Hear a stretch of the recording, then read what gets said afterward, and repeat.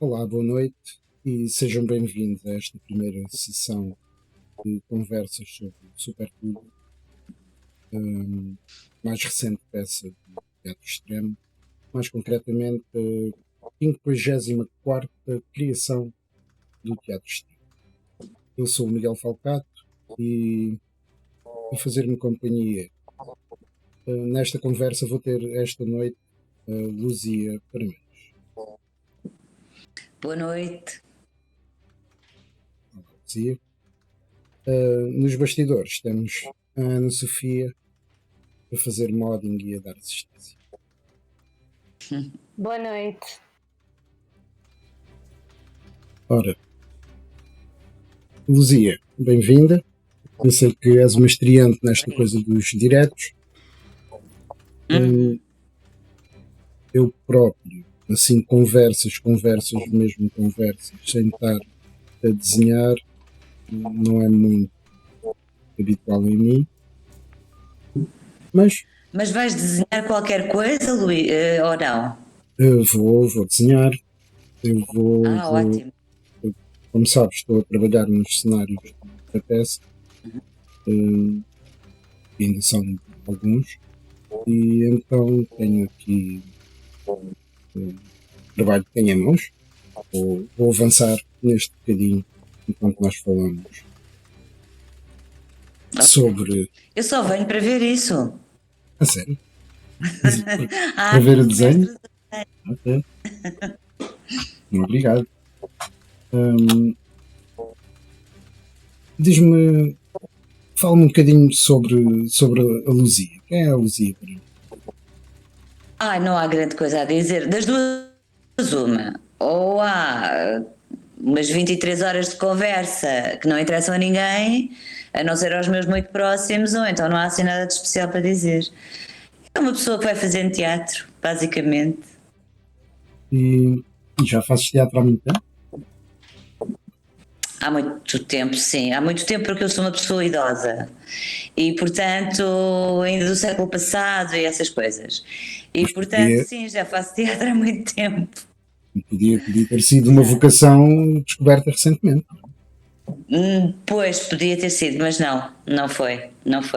Para mal dos meus pecados, foi descoberta ainda na juventude, o que me impediu uma bem-sucedida carreira, sei lá, na advocacia ou coisa que o valha, não é? Não, Mas pronto, é o destino. E já trabalhas com o Teatro Extremo há muito tempo? Com o Teatro Extremo? Não, na verdade, apesar de ter lá muitos amigos e de ser uma seguidora e uma fã do grupo, é a primeira vez que estou a trabalhar diretamente com eles, pelo menos enquanto atriz. Curioso. Não fazia ideia. Pensava que já fazias parte da prata da casa. Não. E podes falar-nos um bocadinho do Supertudo? Ora bem, eu não queria estragar a surpresa, mas acho que sim, sem estragar, sem fazer spoiler. Sem estragar, exatamente, não se spoila aqui nada, espero eu. Espero que não me escape. O Supertudo, para nós, do ponto de vista dos atores, vou começar por aí. Do ponto de vista dos atores, é a pessoa entrar no mundo da banda desenhada. É como se estivéssemos a ver uma aventura de banda desenhada e de repente nos víssemos lá. É um bocado isso, o que é muito curioso, nunca me aconteceu nada de semelhante, nem de perto nem de longe, e portanto é muito interessante. Eu própria estou doida para me ver, devo confessá-lo. Eu quero que filmem a peça porque eu estou doida para me ver a circular ali no mundo da bonecada. É uma espécie, havia uns filmes que tiveram, até houve alguns que tiveram muito êxito já há bastantes anos. Lembro-me principalmente de um que é o Quem Tramou Roger Rabbit, que eram uns filmes que se fizeram muitos e ainda se fazem, uma mistura de animação com atores de carne e osso. E o Supertudo é um bocadinho isso, mas ao vivo. Portanto, é uma espécie de filme de animação com atores de carne e osso. E portanto é muito engraçado porque nós vamos contracenar com cenários aos quadradinhos, de certa forma. E para o público eu espero que também seja muito divertido ver essa conexão, essa conversa entre os atores e o mundo da banda desenhada. No fundo é Costumas ler banda desenhada? Desculpa. Eu costumo ler banda desenhada. Sim. Foi essa a pergunta, eu não percebi Foi bem. a pergunta que eu fiz. Sim, eu não sou uma conhecedora no sentido em que nunca me lembro dos nomes dos autores, nunca sei nada disso. Mas gosto muito de banda desenhada e principalmente tenho 2 amigos que são fãs de banda desenhada e que de vez em quando me dizem: olha, toma lá isto para ler. Pronto, e eu vou lendo umas coisas giras graças a eles também. E graças a ter miúdos, quer dizer, agora já não tenho miúdos, já tenho rapazes grandes, mas tive 2 miúdos com quase 10 anos de diferença e, portanto, papei a banda desenhada de um e depois a banda desenhada do outro, que não era totalmente a mesma. De modo que, em termos de banda desenhada para crianças, mas sou muita coisa. Peço perdão, eu cliquei aqui no som. Tu emudeceste-me, Miguel Falcato. Desculpa, eu não ouvi essa tua última. Tive aqui um pequeno percalço tecnológico para não ouvir a tua última frase. Olha, eu já não sei qual era, acho que estava a dizer. Até de onde é que ouviste? É mais fácil assim. Sobre a tua prole. Pronto, portanto, estava a dizer que, como tenho dois filhos com 10 anos de diferença, durante 10 anos li a banda desenhada do miúdo mais velho e depois, durante mais 10 anos, li a banda desenhada do miúdo mais novo. Muita dela era a mesma, mas outra não. E, portanto, em banda desenhada versão infantil, também tenho algum conhecimento. E alguma vez leste banda desenhada de super-heróis? Nunca gostei de banda desenhada de super-heróis. Então é curioso porque agora estás numa peça.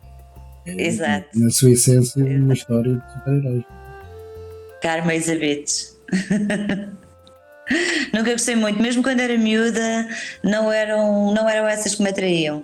Eu compreendo. Já tenho dobrado desenhos animados de super-heróis. Já dobrei, já fiz voz para o Surfista Prateado, por exemplo.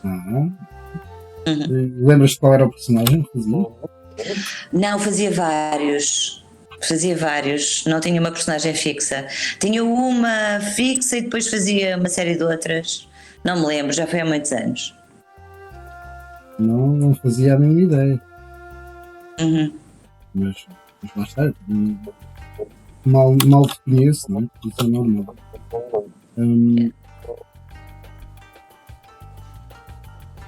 E nesta peça também vais fazer vários personagens.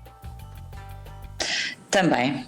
Vou fazer uma personagem, digamos, mais central e depois vou fazer mais umas outras, sim. Não sei central, se... A tua personagem é fulcral, a tua personagem é fulcral para o desenvolver da trama. Sim. Quando não sei se posso estava... revelar alguma coisa sobre ela, mas sei lá.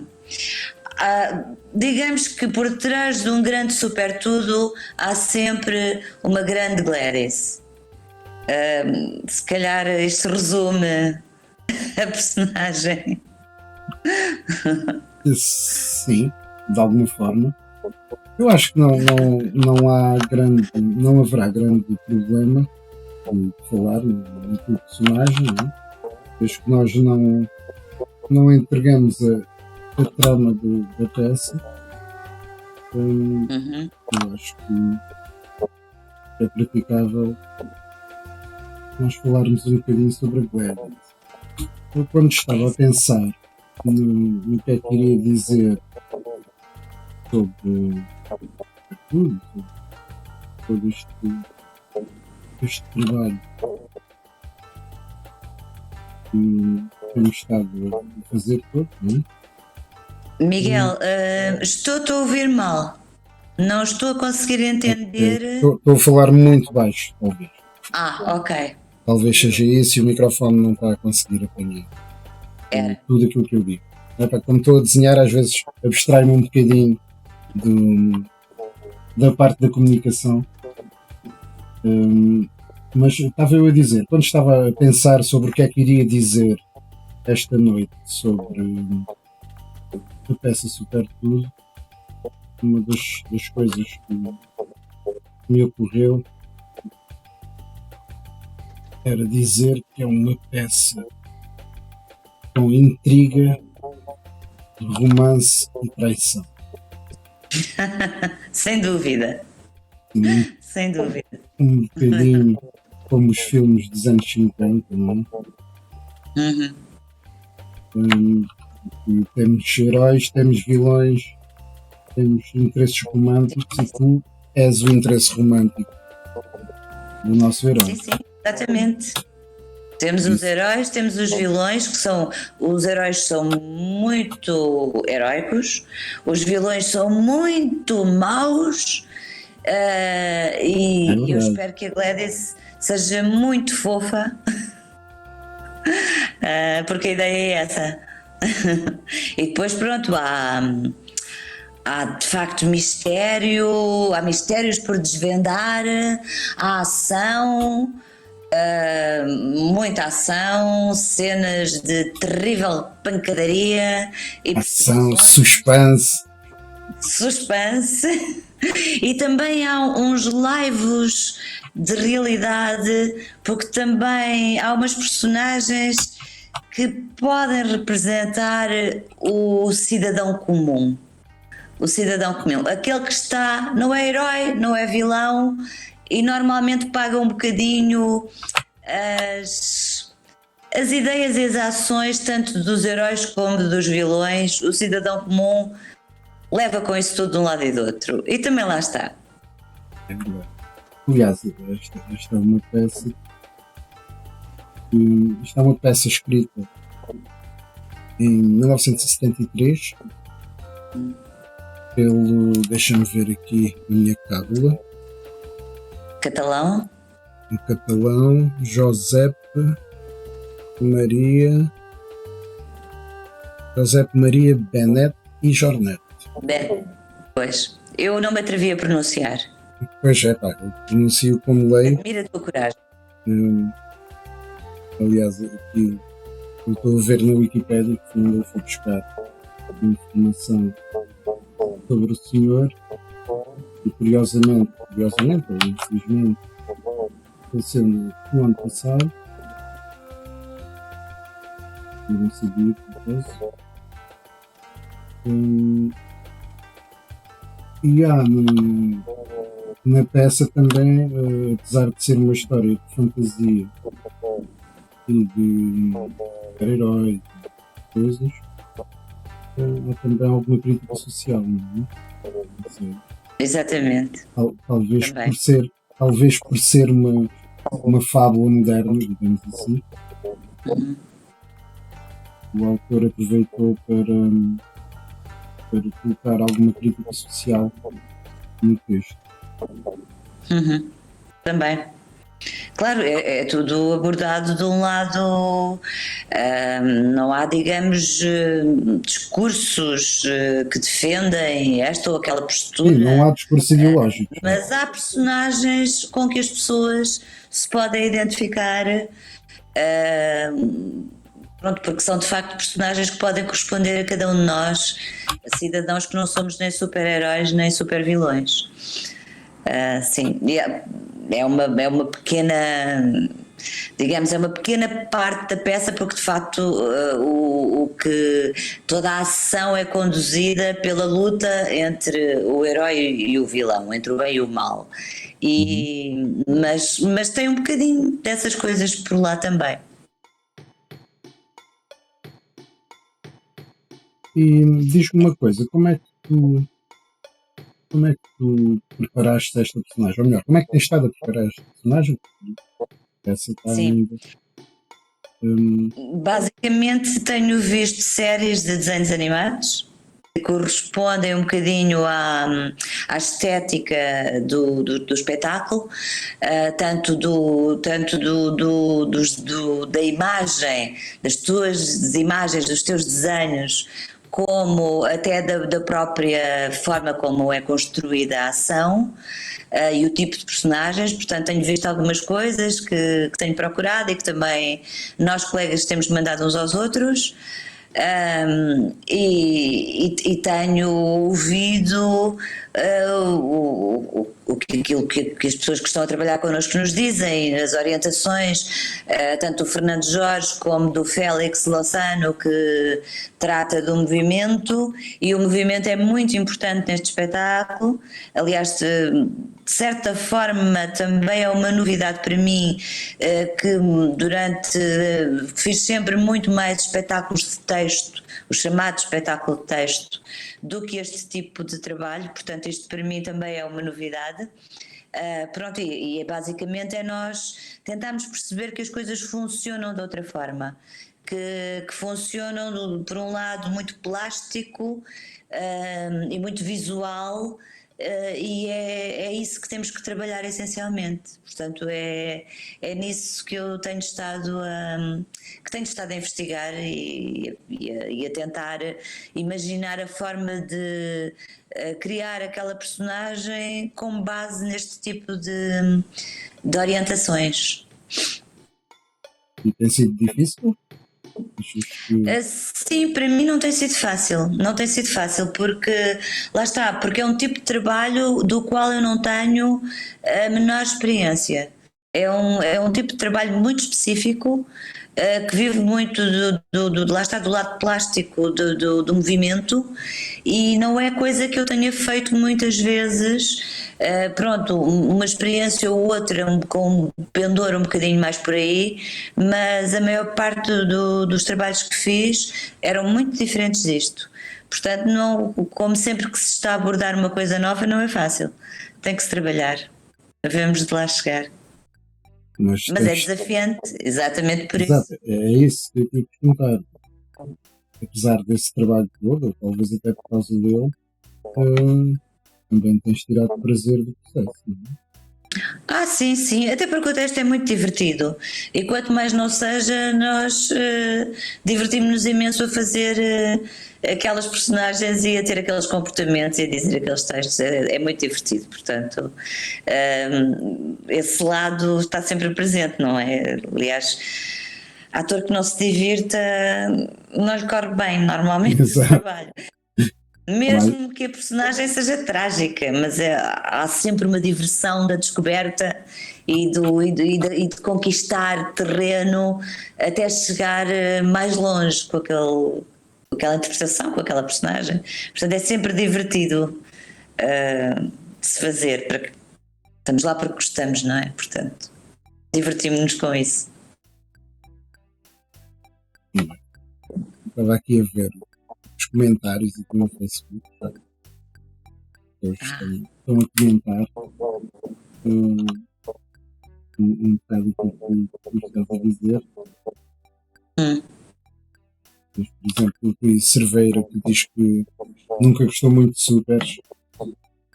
Nunca gostou muito de? Supers. Parabéns. Vai gostar deste, de certeza. Eu confesso que, como sabes, eu faço banda desenhada. Aliás, foi esse o motivo pelo qual o Fernando Jorge me pediu para eu participar neste Miguel, para mim, tu estás outra vez a falar para o desenho. E então eu não consigo perceber o que dizes. Espero que as pessoas que estejam a assistir ouçam melhor que eu. Quando falo... Em princípio, penso que sim. Ótimo. Pessoas que estão a assistir conseguem perceber o que eu digo? Vamos esperar pela resposta. Okay.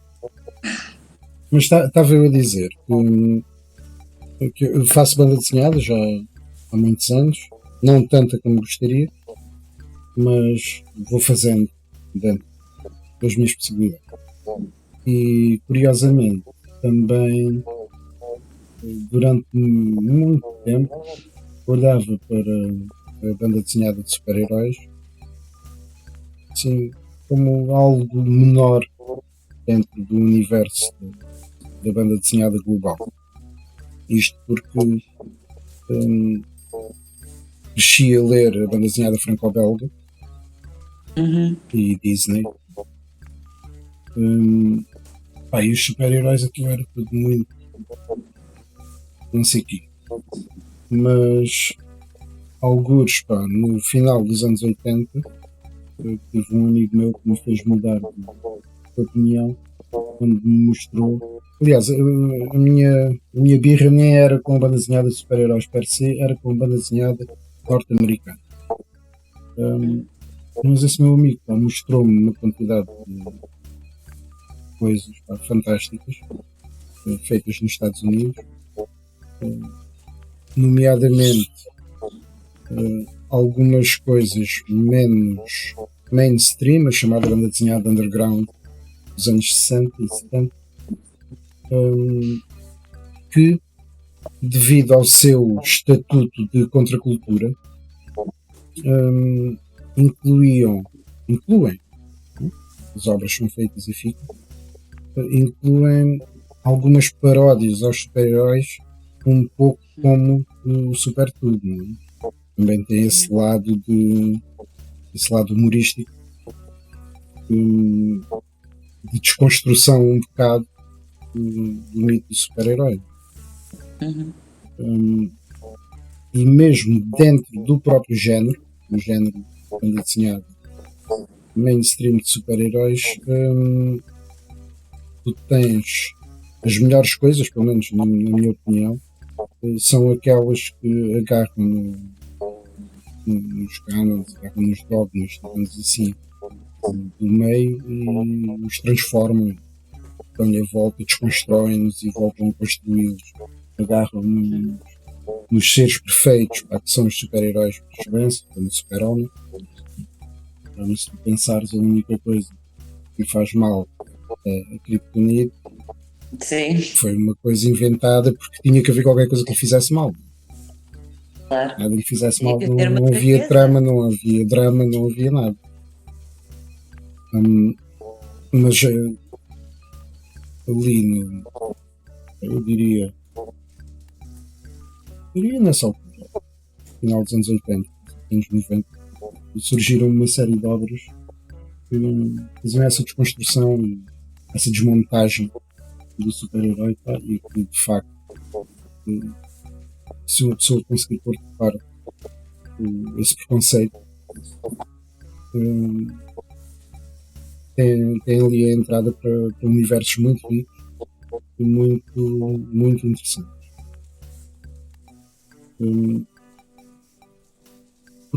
Porque nós olhamos um bocado para o super-herói um bocado das dimensões, não tem muita profundidade. Há um mal, eu vou defender o mal e vou salvar o mundo, etc, etc, etc. Mas, por exemplo, tens em todo este universo Marvel DC, não é? Nesta dicotomia Marvel DC, tens super-heróis ou heróis que se preocupam com todo tipo têm todo tipo de preocupações, não só legais contra os criminosos, mas também com questões ecológicas, questões sociais, etc, etc. Não são a maioria, não é?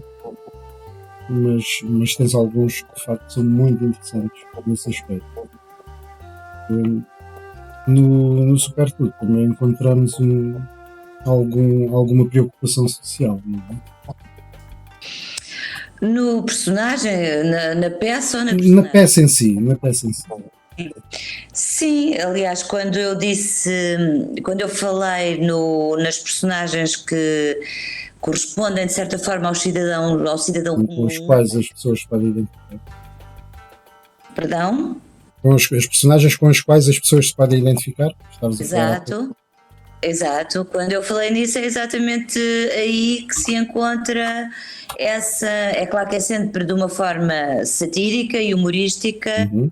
mas encontra-se essa observação de que as pessoas comuns acabam por sofrer sempre com as ações e as ideias de quem tem poder, quer seja um poder que é tido como benéfico, como super tudo, quer seja um poder que é tido como maléfico. Portanto, as pessoas comuns acabam por sofrer na pele, sem saberem sequer como nem porquê, as ações dos poderosos, dos heróis. E portanto, sim, eu acho que por esse lado está aí. Encontro aí, obviamente, uma preocupação social. Quando o autor escreveu aquilo, não escreveu só porque sim, obviamente. Exato. Que queria falar nisso de uma forma divertida, mas está lá, sem dúvida. Ou seja, podemos dizer, de forma resumida, que tem várias leituras. É uma peça com várias leituras. Sim. É uma peça que se pode ver só pelo lado do puro divertimento, da brincadeira, das cenas de ação, das cenas de pancadaria, das cenas também de gauche, não me consigo lembrar da palavra em português, é uma estupidez, mas pronto, das pessoas que não são muito inteligentes, nem conseguem sempre fazer o que querem, e portanto falham, e tem esse lado cómico do falhanço, e pode-se ver só dessa forma, da brincadeira pura, do divertimento puro, mas também tem outras camadas de leitura, não é? Que é de facto quem é que manobra quem é que são os maus aparentes e os maus reais. Pode-se ver por detrás, por baixo da camada superficial, e aí tiram-se outras conclusões. Tem mais para dar do que o puro divertimento.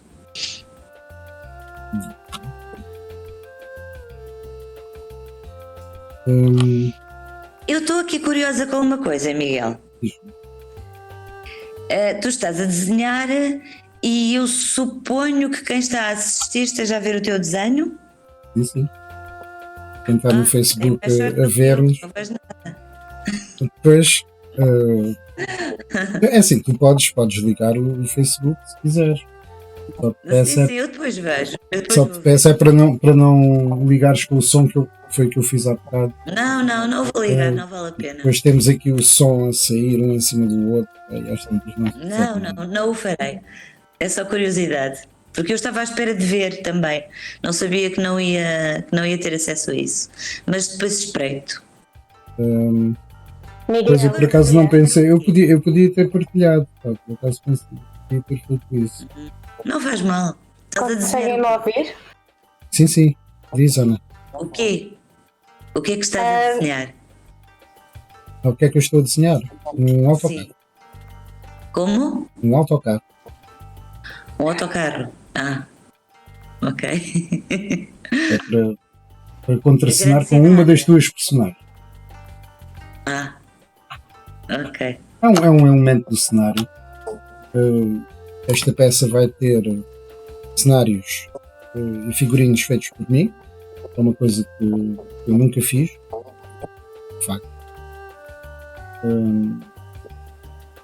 E partes dos cenários. Os cenários vão ser todos em vídeo e algumas partes vão ser animadas.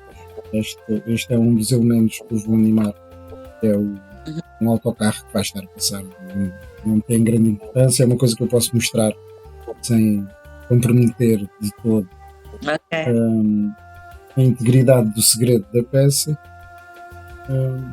E como era um elemento que ia entrar no cenário, também posso mostrar o cenário porque ninguém sabe o que é que acontece lá. E como é um elemento que vai ser animado, então eu vou desenhá-lo à parte, depois encaixar no cenário. Vamos chegar a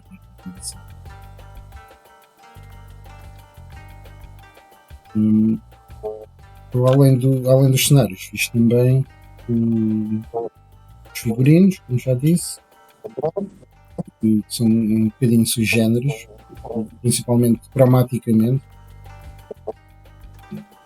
Algumas limitações São muito impostas pelo interessantes próprio.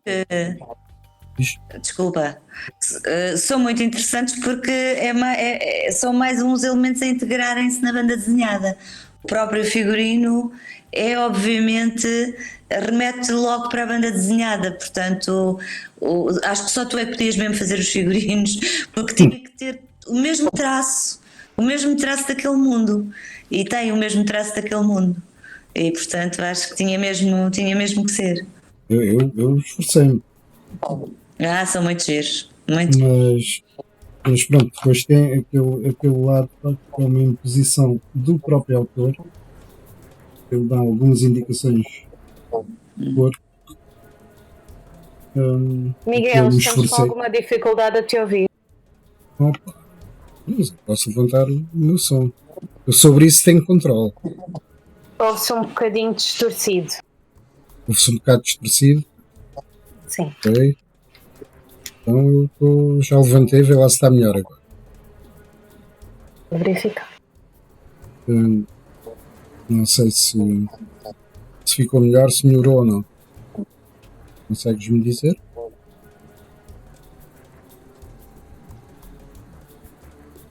Tem sempre um delay entre aquilo que eu digo aqui e aquilo que sai no Facebook. Os nossos espectadores. Está melhor. Está melhor? Ok. Os nossos espectadores estão a ouvir-nos já no passado. Os nossos espectadores estão a pensar que eu sou muito mal educada, porque não sabem que tu agora não estavas a falar comigo. E devem estar a pensar, então ele está a perguntar se eu sou. Não, eu acho que eles perceberam que eu estava a falar com a Sofia, com a Ana Sofia. Se calhar nem todos, é melhor explicar que eu não quero passar por mal, não quero ter má Okay. fama, agora as pessoas. Bem. Tens razão. Eu estava a responder, a Luzia não tem culpa nenhuma, é uma pessoa simpaticíssima, muito bem educada.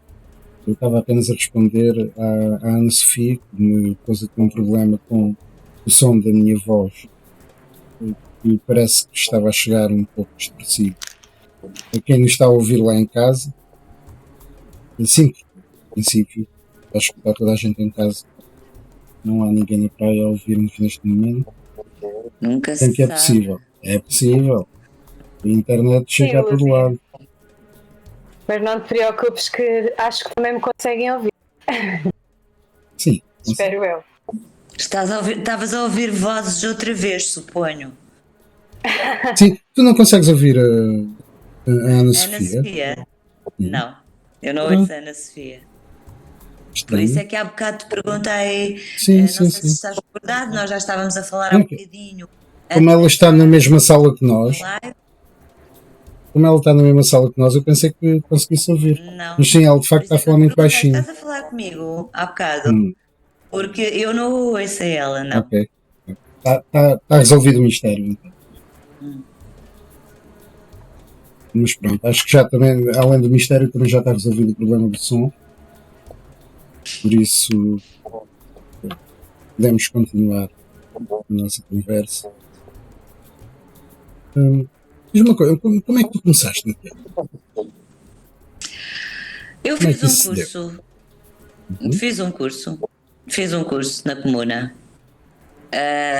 E a meio do curso, eu não cheguei a acabar o curso, porque a meio do curso houve uma companhia que me convidou para fazer um espetáculo, o Bando. Eu fui fazer esse espetáculo, deixei o curso por terminar e depois, logo a seguir, a própria Comuna convidou-me para outro espetáculo. E pronto, foi assim que comecei a fazer teatro. Já tinha tido umas crises de adolescência na escola. Portanto, tanto já no segundo ciclo tinha feito um espetáculo, porque eu estava num colégio onde havia, estranhamente, mas muito agradavelmente, uma cadeira chamada Arte de Dizer, que era uma professora de voz e que era uma pessoa muito dedicada ao teatro, e ela pôs-nos a fazer um espetáculo em que entrou a turma toda, e depois, mais tarde, no terceiro ciclo, também fizemos um espetáculo na escola, de modo que pronto, já tinha tido assim uns lampejos quando era miúda. E depois foi isto, inscrevi-me no curso da Comuna e pronto, e a partir daí comecei a trabalhar em teatro. Ou seja, tens este bichinho dentro de ti desde sempre, é isso? Na verdade, sim. Sim, na verdade, sim. Embora nunca. Eu, quando me inscrevi no curso, não era minimamente com a ideia de ser atriz. O curso tinha sido anunciado, de certa forma, um pouco aberto, não só a candidatos a atores, mas também a professores, a pessoas que trabalhassem em geral em animação. Pronto, não era o meu caso, eu estava na faculdade, mas era apresentado como não sendo propriamente para quem quisesse ser ator, daí eu ter-me atrevido a inscrever-me nele. Porque eu sempre tive, como dizes, como se só dizer-se, o bichinho, mas achei sempre que não era talhada para ter esta profissão. E então nunca pensei seriamente em segui-la. De certa forma foi quase a meio do curso, pronto, fui convidada para uma coisa, depois para outra e fui empurrada também pelas circunstâncias.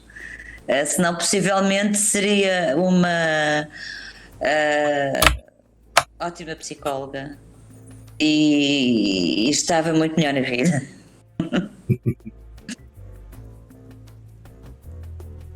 Pois, mas se calhar não E eras. tu já agora estás só a querer saber coisas sobre mim? Começaste a desenhar como e porquê? Eu comecei a desenhar, acho que já devo ter nascido com um lápis na mão. Porque Coitada da mãe, deve ter sido um parto difícil. a minha mãe, pá, dizia que eu era o melhor filho. Não lhe dava chatices nenhuma. Ficava quieto, dava um papel e um lápis e eu passava o resto do dia. Se não me fossem lá buscar, não saía de desde muito pequeno. Não Mas sei.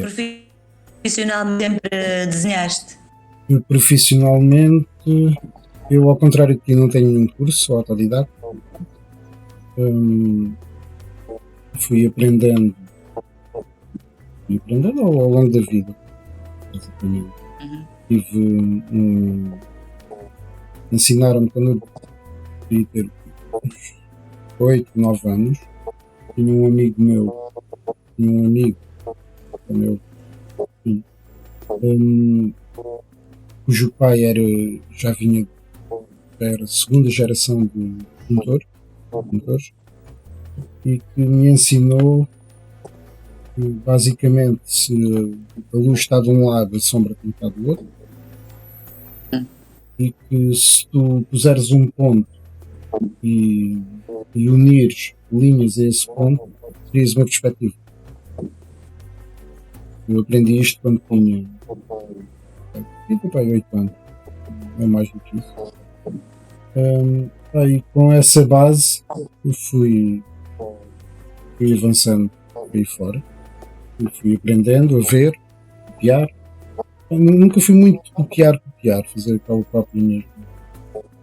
Mas aprendi a desenhar os personagens da Disney e essa bicheza toda de ver. Eu comecei, eu sou o mais novo de 4 irmãos, então quando eu era muito pequeno havia muita banda desenhada em casa, era dos meus irmãos. Eu lembro-me do primeiro livro de banda desenhada que eu tenho em memória, felizmente já se perdeu, era um livro do Mickey impresso a 2 cores, a preto e vermelho. Não me perguntes que edição é que era, pá, de onde é que veio, mas foi a primeira coisa que eu tenho em memória. E depois apanhei esse vício e aquilo que eu basicamente desde criança quis fazer era fazer banda desenhada e desenhos animados. E pronto, faço. faço as duas. Ok. Uhum. Hum, Eu sou completamente incapaz de desenhar o que quer que seja. Isso Portanto, é mentira. eu acho que é um talento absolutamente mágico. Alguém que consegue, com meia dúzia de traços, fazer uma coisa lindíssima, expressiva. Eu sou incapaz. Eu Não acho que tenho só o tens que jeito pensar para. que o desenhar, como qualquer outra atividade, é uma questão de prática. Se tu praticares, Claro, seja lá aquilo que for, se tu praticares o suficiente, não estou a dizer que vais ser um gênio. Porque os génios não precisam de praticar, não é? Os génios, exato. aquilo já nasce com eles. Claro, tudo se melhora com prática e com trabalho, tudo. Mas para se ser bom no que se faz, não chega. Ajuda muito, mas não é preciso mais qualquer coisa, porque senão todos nós desenharíamos muito bem. E eu posso Mas é passar uma vida possível. inteira a desenhar e nunca desenharei muito bem. É possível, Desenhar repara. aceitavelmente, se esforçar Tudo, muito. tudo se treina, pá, até o cérebro se treina. Sim, Não é? é verdade. E se tu pensares, isto é uma atividade muscular e cerebral. Não é? Se tu consegues treinar os músculos, consegues treinar o cérebro, é só juntar as duas coisas. Mas se calhar não consigo treinar assim tão bem essa ligação entre uma coisa e outra. Não é por acaso que tu, quando a primeira frase que disseste, quando eu te fiz a pergunta, foi: eu acho que nasci com o lápis na mão, ou seja, desde sempre gostaste de desenhar, muito provavelmente porque desde sempre te foi fácil fazê-lo, te foi imediato, e depois é trabalho, Não, eu não diria isso, pá. não? Eu só é muito teimoso. Sempre fui muito Mas teimoso. porquê que em vez de desenhar, sei lá, não dançavas? Gostava mais de desenhar. Ora bem, é isso mesmo. É uma questão de opção. E não é só isso, pá. Eu se calhar até dancei. Mas o que acontece é que sempre fui incentivado a desenhar. Ou seja, sempre tive aquilo que se chama. Para não falhar o termo. Mas pronto, mas sempre fui apoiado. Desde pequeno. E eu lembro-me, pá, que quando fui para a escola primária. Eu não desenhava muito melhor que os meus colegas. Okay? Eu tinha mais atenção ao pormenor. Ou seja, as minhas mãos tinham 5 dedos, os meus cães tinham 4 patas e por aí fora. Ou seja, era mais observador do que os outros colegas. E tinha uma visão, olhava para as coisas e tentava percebê-las, tentava perceber a forma, tentava perceber os detalhes. Quantos dedos é que a mão tem?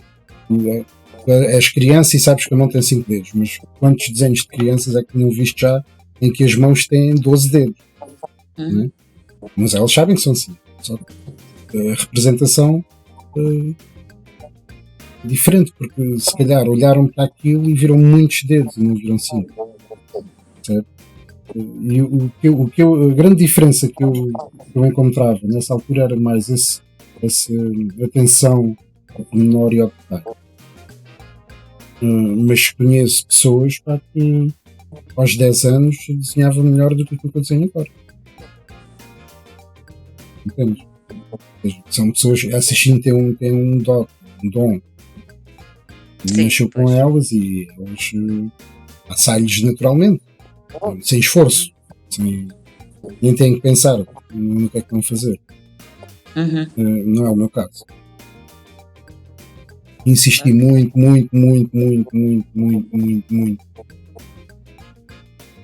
Pois isso é admirável, porque quem te vê desenhar imagina que tens de facto um dom especial que nem toda a gente tem. Não concordo.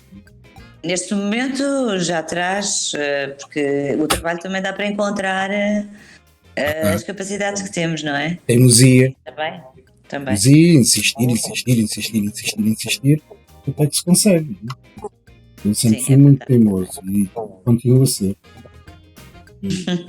Eu posso dizer, por exemplo, que faço desenhos em computador desde 1982. Pois. E aprendi sozinho. E eu sempre, nessa altura, uns anos antes, comecei a ler ficção científica, então, e gostava de robôs e computadores especiais. Então, quando apareceram os primeiros computadores, os Spectrum, os X81, ou seja, quando apareceu a Sinclair, eu lutei contra a minha família toda e comprei um computador. E sozinho aprendi os rudimentos da programação em Sinclair Basic e aprendi como é que se transportava um desenho feito numa folha para dentro de um computador. Isto numa altura em que ainda não havia scanners. Pois. Isto só para te dar um exemplo de até onde é que vai a minha teimosia. Além disso, também chegou ali a um ponto, já nos anos 90, em que sempre quis fazer animação por computador e em 3D e também aprendi sozinho a trabalhar em 3D. Ou seja, não tenho curso nenhum, mas aquilo que eu senti necessidade de aprender para avançar na minha profissão, aprendi. Sou teimoso. Ok. Estou avisada para não contrariar. Não, estás à vontade. Não, eu sou teimoso nestas coisas. Quer dizer, quando me meto na cabeça que tenho que conseguir fazer uma coisa, consigo fazer. Uma personagem tenha um adereço qualquer, eu vou dizer com certeza, se o Miguel quer é porque o Miguel tem razão, eu vou usar isso. Estou perfeitamente ciente. Eu também tentei fazer coisas que sejam práticas. Apesar de ser um mundo de fantasia, né, que no fundo é uma fábula, e criar é uma fábula, apesar de ser um mundo de fantasia, eu fiz os possíveis por manter a coisa real, ou seja, o que eu tenho de explicar. Aliás, pode-se ver, inclusive, por este autocarro. É obviamente um desenho, uma representação de um autocarro, meio mal desenhado, meio tosco, não sei o quê, mas consegues olhar para aqui e ver que é um autocarro. Este autocarro até podia estar a circular. Ou seja, eu tentei fazer as coisas com alguma base na realidade, para que seja mais fácil, pelo menos é a minha opinião, e que seja mais fácil do espectador de conseguir entrar dentro do mundo, não ter tanta resistência a entrar na fantasia. Os americanos chamam de suspension of disbelief, suspensão da descrença. Então também tive um bocado essa preocupação nos figurinos, em tentar fazer com que sejam práticos, ou seja, aquilo são roupas que as pessoas poderiam usar.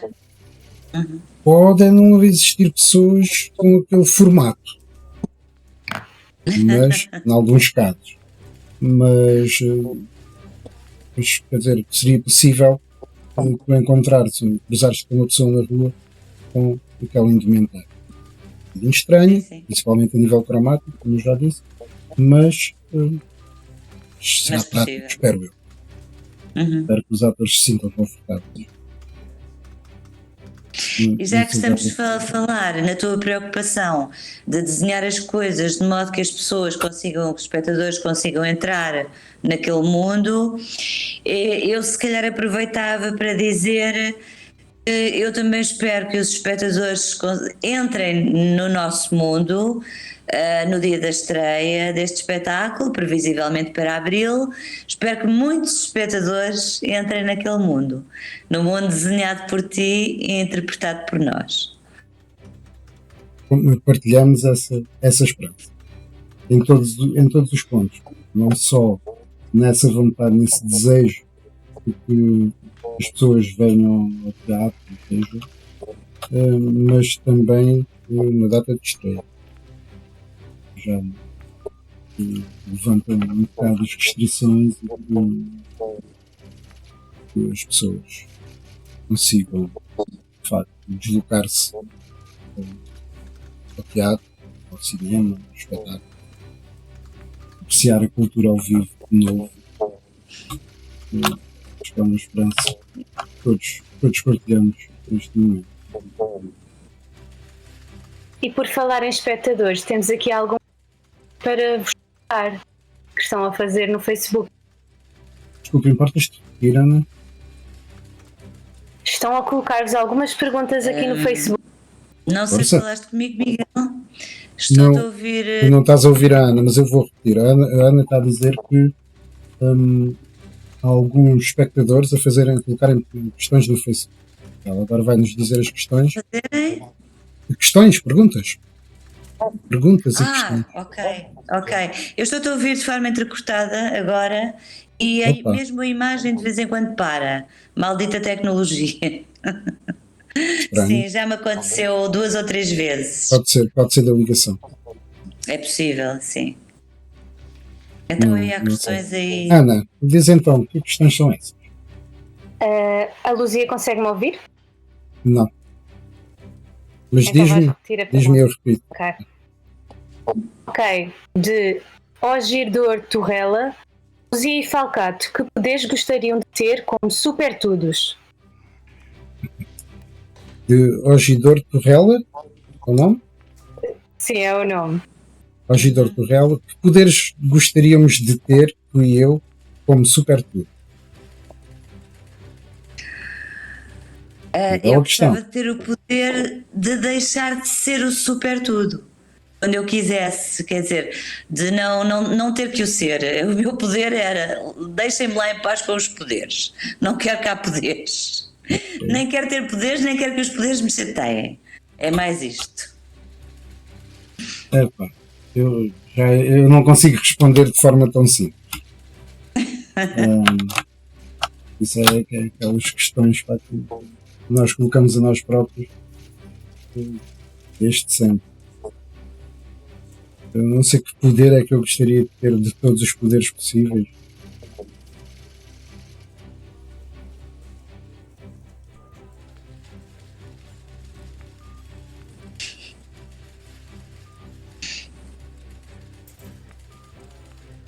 Gostava de ter o poder da compreensão. Compreender de uma vez por todas o que é que se passa na cabeça das pessoas e o que é que faz com que as pessoas tomem certas atitudes, tomem certas decisões em relação a certas matérias, nomeadamente aquelas matérias que afetam todo o planeta e, consequentemente, todos os habitantes do planeta. Não sei se é um poder interessante, mas era o poder que eu gostava. Não pedes pouco. Há superpoder, não me puseram limites. Há que aproveitar.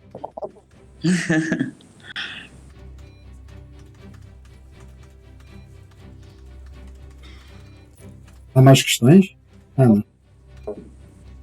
Sim, o Vítor Pinto Ângelo tinha colocado uma questão no início da conversa que, entretanto, deixei passar, mas ele pergunta se tem ensaios online. Então o quê? Desculpa? Como têm sido os ensaios online? Como têm sido os ensaios online? Muito limitados, como qualquer pessoa poderá compreender, não é? Fazer teatro é uma coisa que, de facto, na maioria dos casos, haverá casos muito pontuais em que não é assim, mas na maioria dos casos só se pode fazer na presença uns dos outros.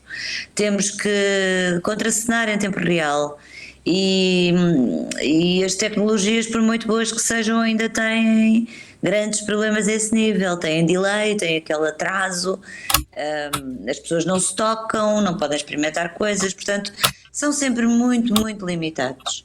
Nós vamos trabalhando o texto e pouco mais podemos fazer. E principalmente num espetáculo desta natureza em que não há muita coisa para escavar em termos psicológicos, em termos do entendimento do texto, porque é um espetáculo com outro cariz, é um espetáculo que não tem essa densidade que possa ser discutida. Tem que se fazer com o corpo, tem que se experimentar. E, portanto, é muito, muito limitado estar a trabalhar online. Esperemos mesmo poder recomeçar a ver-nos muito brevemente, porque estamos com muitos problemas por causa disto, nós e todos os outros que trabalham nesta área. Quem fez essa pergunta já agora? Ana? Não fixaste o nome? Não fixou. Pronto. Vítor Pinto Ou Ângelo. tu que fizeste essa Vítor Pinto Ângelo. Sim, senhor. Senhor Vítor Pinto Ângelo, a resposta é esta. Mais questões? Miguel, esta é para ti. Para mim. Fernando Jorge pergunta: também há super-heróis que são. Podes falar de alguns, Miguel? Super-heróis que são quê? Eu estou a receber a tua voz cortada. Também há super-heróis que são contra o. Podes falar de alguns, Miguel? Desculpa, também há super-heróis que são. Vou descrever. Eu vou lá ao chat. Acho que tenho aqui o chat. Ok.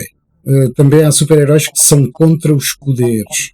Podes falar de alguns. Ora, são contra os poderes. Ah, sim. Ou seja, super-heróis que não querem ter poder. Né? Que consideram o poder uma maldição. Eu sei. E não é mais que. Mas agora assim de repente não estou a ver nenhum exemplo.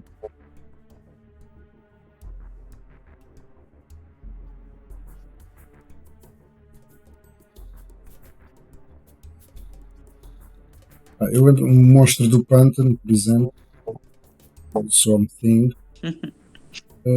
Não, quer dizer, o desgraçado morreu, pá, e depois, devido a um banho de produtos químicos que estavam a poluir lá o pântano, regressa à vida, mas é uma planta, no fundo. Eu sei que ele estava muito disso, mas preferia estar vivo.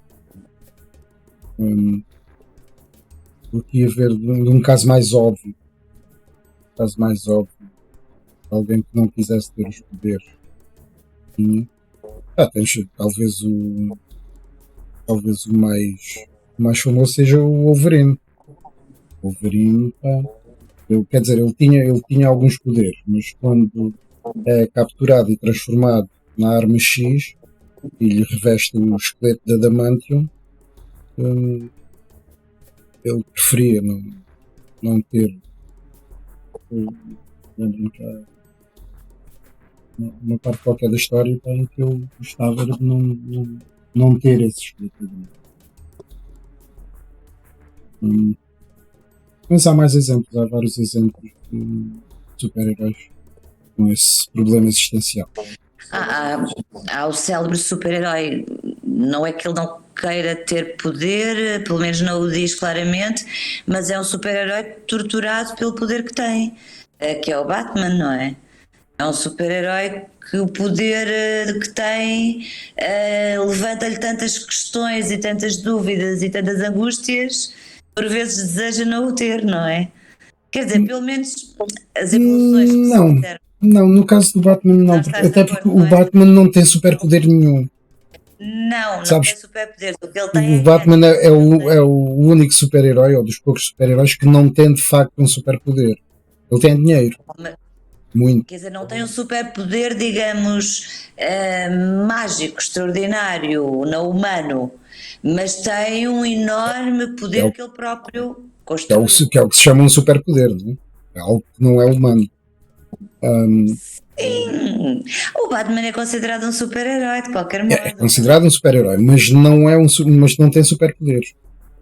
Ok? Então, como eu te Não. disse, ele tem um trauma de infância muito profundo e muito dinheiro.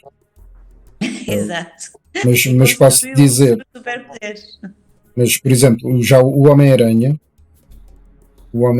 quando o seu poder, o Homem-Aranha, que é talvez, na minha opinião, dos heróis daqueles mais antigos, um dos mais interessantes exatamente porque vive torturado com o seu poder, digamos assim.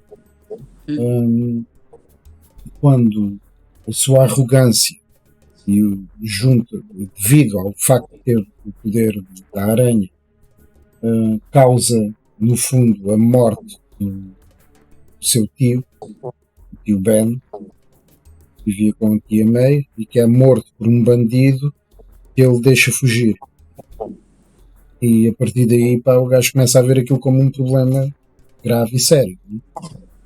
E esse trauma acompanha-o durante muito tempo.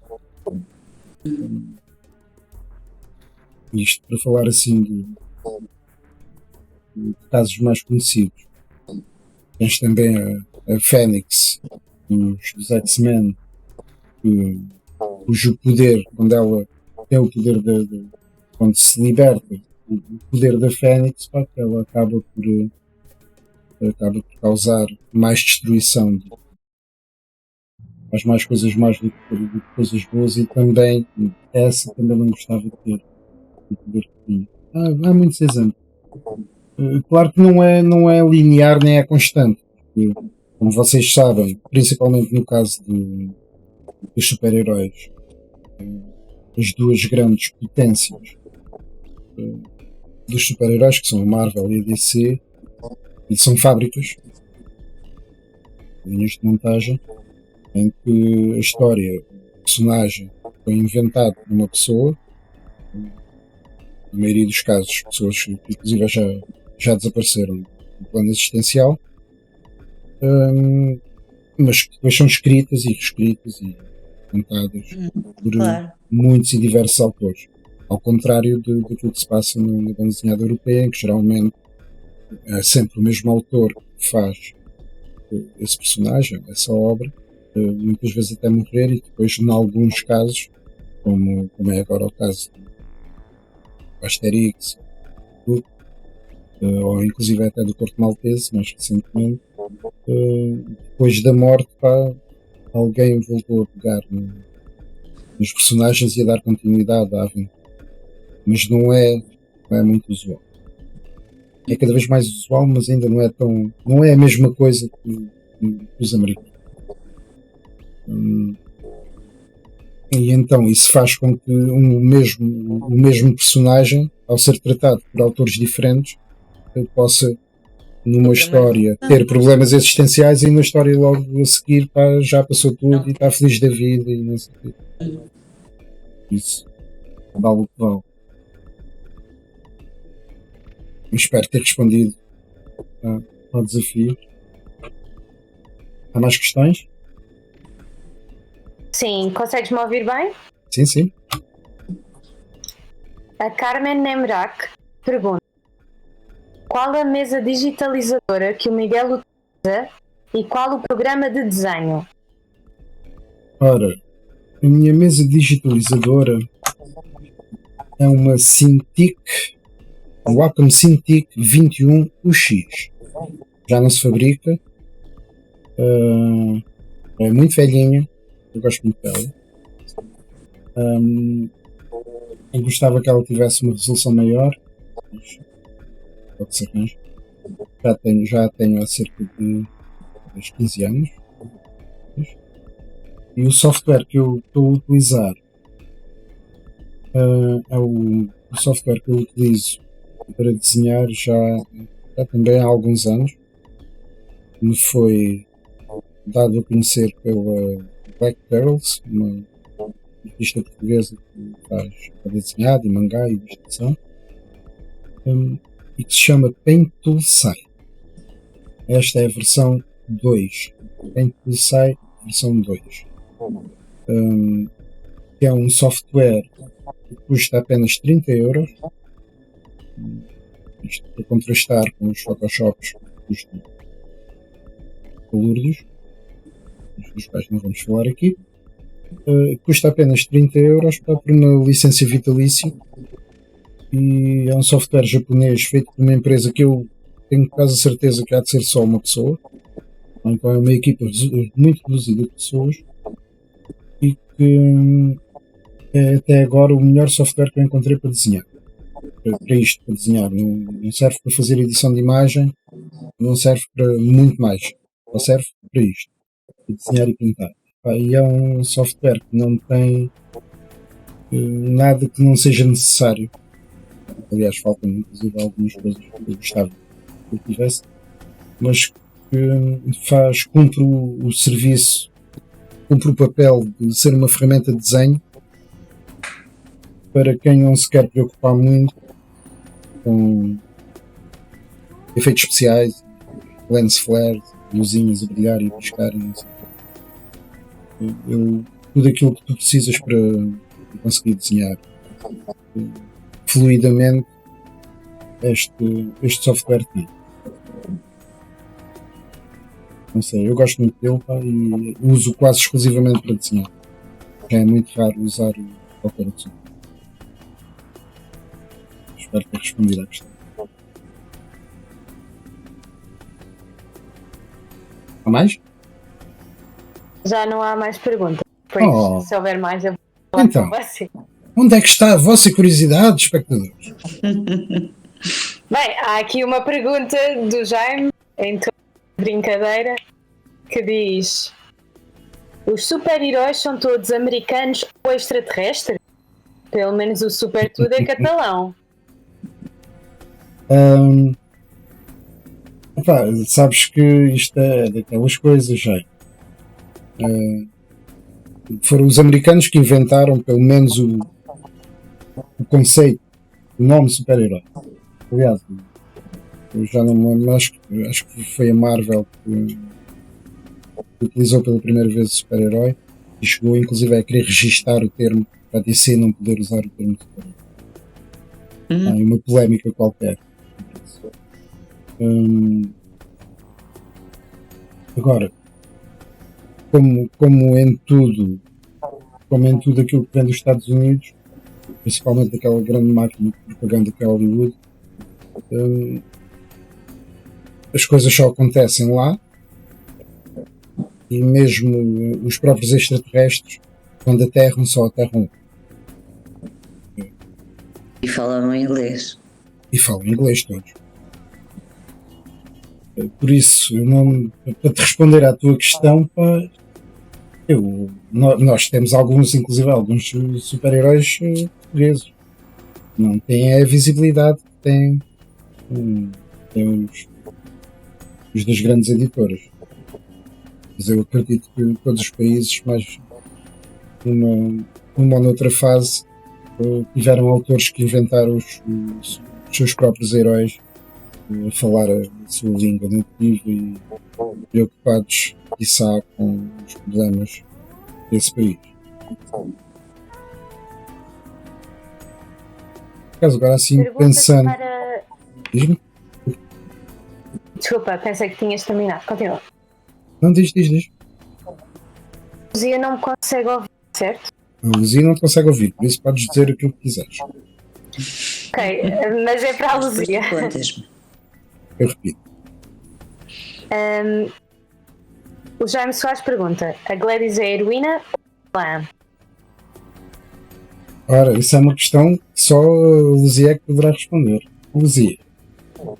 O Jaime Soares? Sim. Pergunta: a Gladys é a heroína ou super vilã? É a heroína ou super vilã? É essa a pergunta? Uhum. Jaime, eu acho que não é uma coisa nem outra. De heroína ela tem muito pouco. É uma medricas. Portanto, logo aí tem muito pouco de heroína. Acho que os poucos actos heróicos que ela tem é quando não tem noção do perigo. E então parece heroica, mas é só pateta, não é propriamente heroica. Vilã também não me parece, quer dizer, um super vilão, para ser um super vilão a sério, tem que desejar o mal, tem que querer fazer o mal, tem que apreciar o mal. Ela também não aprecia o mal, as coisas más que faz são porque não é capaz de agir de outra maneira, nem sequer pensa nisso, é demasiado egocêntrica para pensar se está a fazer mal a alguém, provavelmente, não sei bem. Não quero descer muito fundo nela, porque como sabemos, estas personagens não são assim muito profundas, portanto, mas eu acho que ela não é mesmo uma coisa nem outra. Ok. Mais questões? Esta pergunta, a Paula Almeida, portanto pode ser para ti, para a Luzia. Quanto à Gladys, o cabelo faz parte da personagem? Quanto à Gladys, O cabelo faz parte da personagem. o cabelo faz parte da personagem? Qual cabelo? Sim. O cabelo azul que aparece no boneco da Gladys. Ah, o cabelo azul que aparece no boneco da Gladys.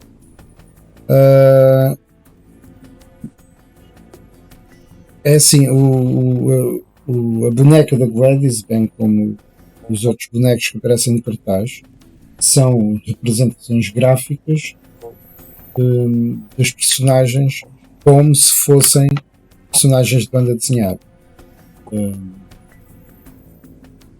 Por isso é possível que entre o conceito visual e o figurino final haja algumas discrepâncias, mas a ideia é que o cabelo dela seja azul. Espero ter respondido à questão. Agora já não temos mais perguntas. Opa, quando não temos mais perguntas, o que é que nós fazemos?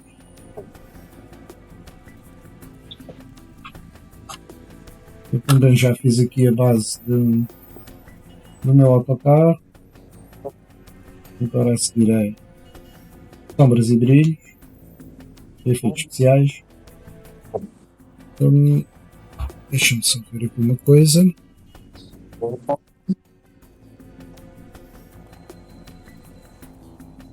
Ora, nós tínhamos pensado, isto só, Luzia, só para teres uma ideia, nós tínhamos falado aqui antes de entrarmos em direto, que íamos fazer meia horita e depois, se a conversa estivesse a correr bem, deixávamos ir. Eu já estava nessa conversa, sim. E estamos a 1h30. E já estamos a quase 1h30. Não é? Exatamente. É sinal que tentava correr bem. Mas se calhar. Falamos por... Exato. Eu então para não me calo. Miguel, mas diz-me. Diz, Ana. estão a pedir para explicares o desenho. Para explicar o desenho. Eu já expliquei o desenho há bocado, mas posso voltar a explicar de novo. Este é um autocarro que vai entrar num cenário, vai passar numa rua, mas que eu não queria mostrar ainda o resto do cenário. Apesar de ele não estar pronto, mas não queria mostrar o resto do cenário. Mas essencialmente é um adereço, digamos assim. É uma cena de rua e nessa rua há uma estrada, tem um semáforo, e este autocarro vai parar no semáforo. Depois vai-se embora, seguir a sua viagem. É apenas um adereço, um fait divers, mas que serve para dar vida aos cenários, já que temos a possibilidade de os animar. Então todos os cenários têm um pequeno elemento ou outro que vai ser animado. Isso depois poderão ver quando forem ver o espetáculo. É isso. Não sei o que é que eu posso dizer mais, é um autocarro. Não lhe vai acontecer nada de especial, não vai rebentar, não vai ter um maníaco que instala uma bomba no autocarro cheio de passageiros e depois não pode parar. Não, é um autocarro que vai passar. Mas que seja como for, tem que ser desenhado. Isso é que eu desenhou. Espero ter respondido.